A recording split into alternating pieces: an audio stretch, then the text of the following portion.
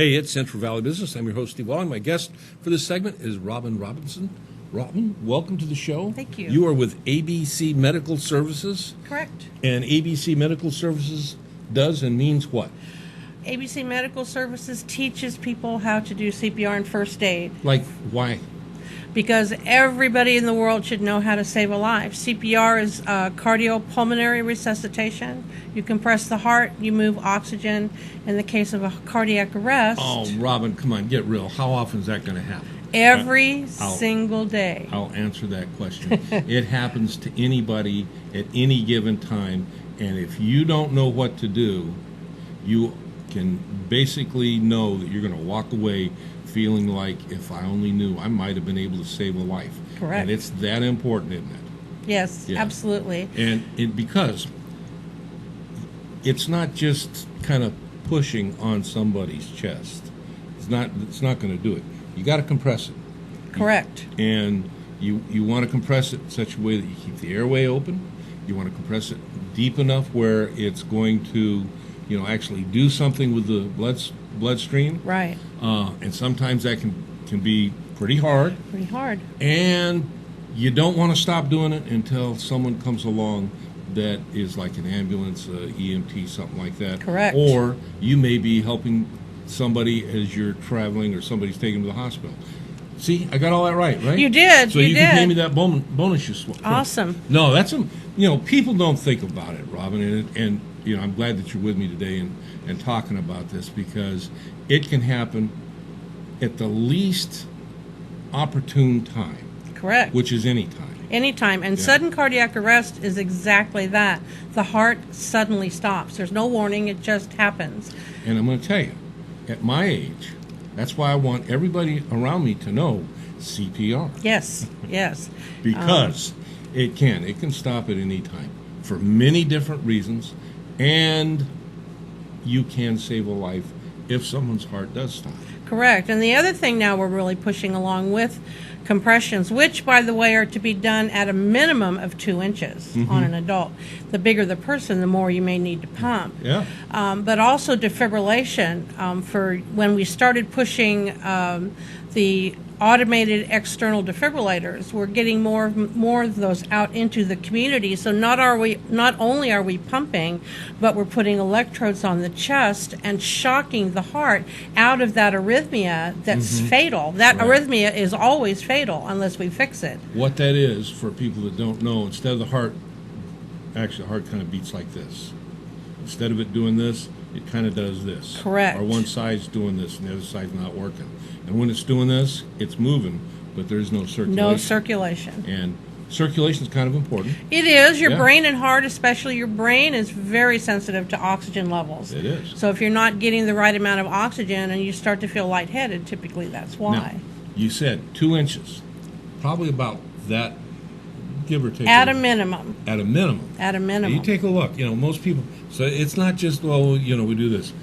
You gotta thrust. You gotta, as they say, you gotta put yourself into it. Well, people don't pump because they're afraid of breaking something. Yeah. The older you get, the cartilage that connects the ribs and sternum becomes brittle and hard, and you can't get the chest down 2 inches. And sometimes when you push, something cracks. That cartilage cracks, and people don't want to break anything. But what I tell my students is, if you're doing CPR, your patient is already dead. Yeah. You can't make dead worse. Nope. So do what you have to do to keep them alive, and the cartilage will heal later. Broken rib, cartilage, death. Dead. Yeah, kind of a no-brainer, isn't it? Right. Literally. And it helps people to understand just how much work it takes. And it does. It does. It takes a lot of work. So, what about ABC Medical? ABC Medical, I worked for a former company in town, and I lost my job there, and I remember going home and I was in tears. I'm like, well, what do I do now? And my husband at the time says, well, start your own company. And I kind of laughed and said, yeah, I can't compete with these people. He said, Robin, everybody needs CPR.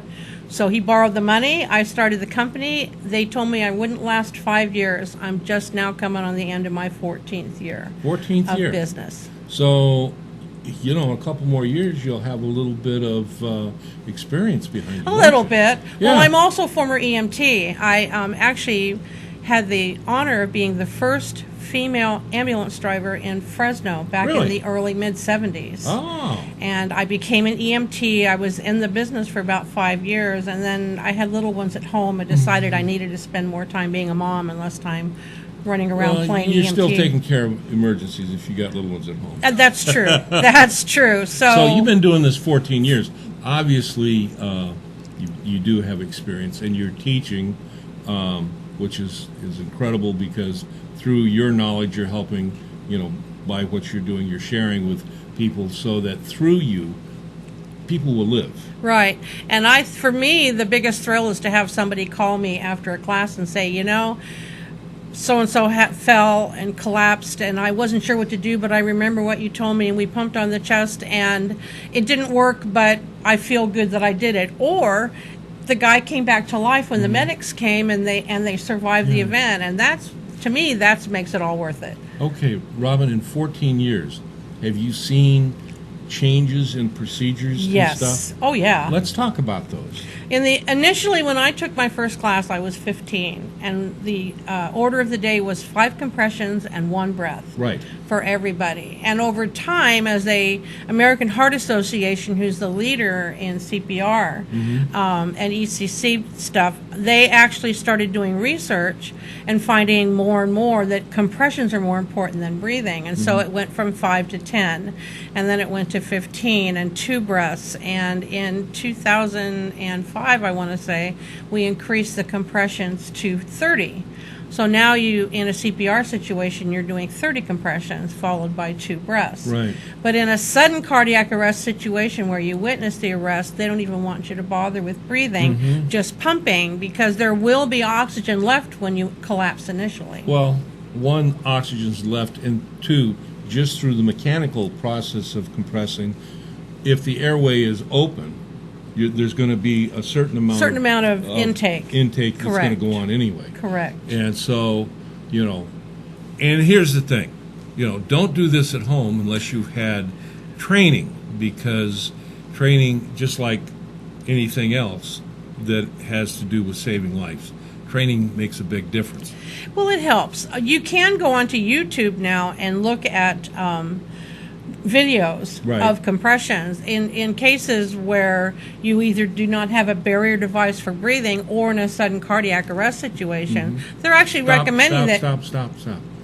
A barrier device for breathing. Explain to our audience. A lot of people don't want to do mouth-to-mouth on adults because they're concerned about catching a disease. Right. Barrier devices include face shields that you put over the face, or a pocket mask with a valve that you can breathe into the lungs without having to put your mouth on there and do mouth-to-mouth. And for someone that goes through the class with you, are those available to them? We teach them how to use them. I have both shields and mouthpieces available, pocket masks. And then I have gotten into the habit now of giving each person who takes the class a shield.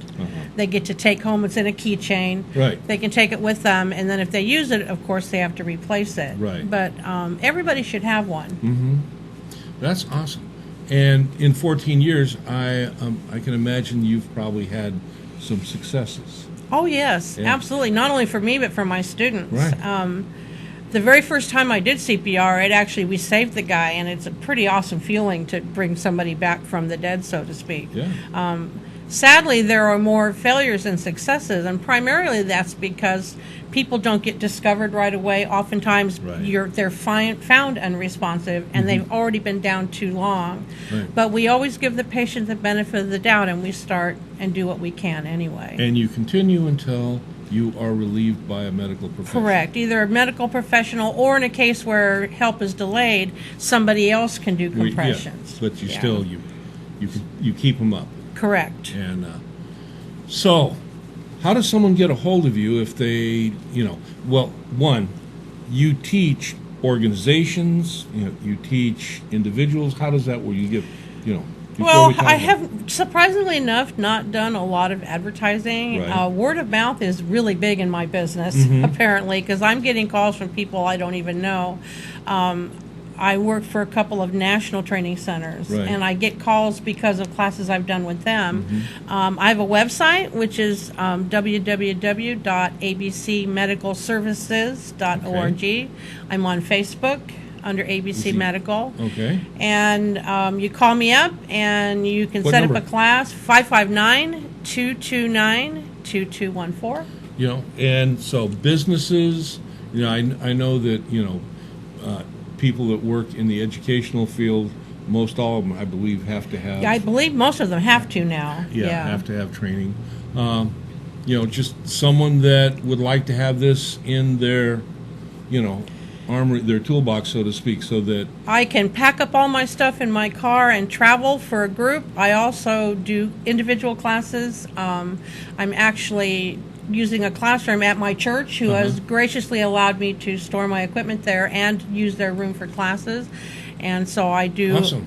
Yeah, I do regular classes there. I travel all over California, so if they want to put me up in a hotel for the night, I'll go up the day before, go in, teach their class, and then travel home the next day, and pretty much anywhere in California. Robin, that's great. I love my job. Yeah. I love what I do. I thought about going to nursing school, and I thought, no, I think I'm going to just teach other people how to do it. There you go. Well, thanks for being with me today. Thank you. Oh, yeah. That hand can do compressions, I can tell you right now. It's a good thing to know, because Yes. you never know when you're going to need it. ABC Medical Services, and I'll see you when we come back.